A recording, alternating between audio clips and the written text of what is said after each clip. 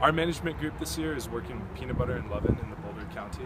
Many people think that this is an easy way out, and possibly, since it's already pre-established, that it's really easy to participate in, but our group views it differently.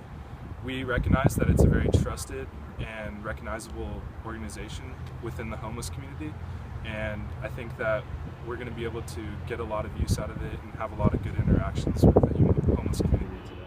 Here's some background information about the homeless population here in Boulder County.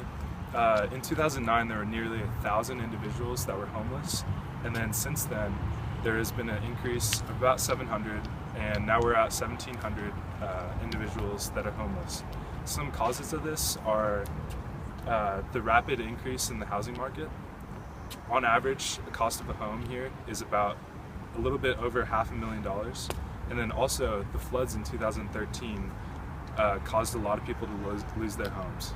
There are two very important aspects to this community service project that we want to achieve. The first is recognizing that the homeless population is hungry during these winter months, and we want to provide that for them. And also, the second reason is because most people in Boulder don't even recognize or acknowledge the homeless population. And we want to have that opportunity to reach out and actually have conversation, interact with them, and make them feel like we do care. For the majority of this project, there was very little autocratic leadership because leader substitutes were present. The team members were very self-motivated because the community service was both enjoyable and engaging. Roger Nichols emerged as a leader in the group. The roles of leadership in our group were consideration behaviors such as trusting team members to attend meetings and events, and initiating structure behaviors such as setting meeting times and assigning project tasks. The leader's ability to influence the group came from referent power. We created motivation by choosing a community service project in which everyone had the ability to contribute value.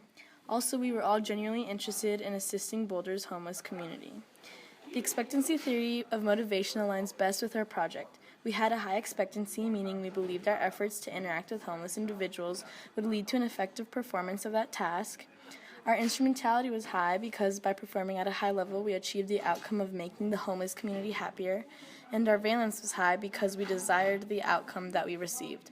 Our SMART goal was to spend the day benefiting homeless individuals by helping them realize that we do still see them as human beings and that we want to give back to our community. During the project, we faced many decisions. We made the program decision of how to make a peanut butter and jelly sandwich. We had a non-program decision-making process when deciding which homeless people to talk to using our intuition to do so. Later, we started using a reasoned judgment when we determined whether or not someone was actually homeless. We used the administrative model of decision-making because we did not know whether or not individuals were actually homeless. We had the creativity during the project when we started out in front of the pack on the creek path, so we were able to avoid groupthink. We instead learned from other groups from organizational learning. We brainstormed it together based off ideas off the problem presented by our group leader, Roger. Our brainstorming led to multiple beneficial homeless interaction. In the end, the project was a huge success. Our group had the advantage of having a composition of personalities that allowed us to work very well together. At the beginning of this project, Roger stepped up to lead almost immediately, and because our group was low in negative affectivity, there was no time wasted in a power struggle. This allowed us to spend as much time as possible on completing our project effectively. This was further helped by the fact that our group was high in agreeableness, which led to everyone's ideas being considered and everyone feeling like they were respected among the group. Our group's behavior was also affected by our openness to experience, through which we were able to find a project, Peanut Butter and Lovin', which allowed us to meet new people and experience a side of Boulder that we have never seen before. Our group's high extroversion led to positive effects on our work because we were in a good mood going into the project and also excited to meet and create conversation with the homeless.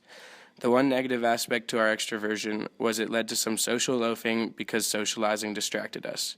Because of our group's composition of personalities, we were able to do our job effectively and left feeling satisfied and proud of what we had done.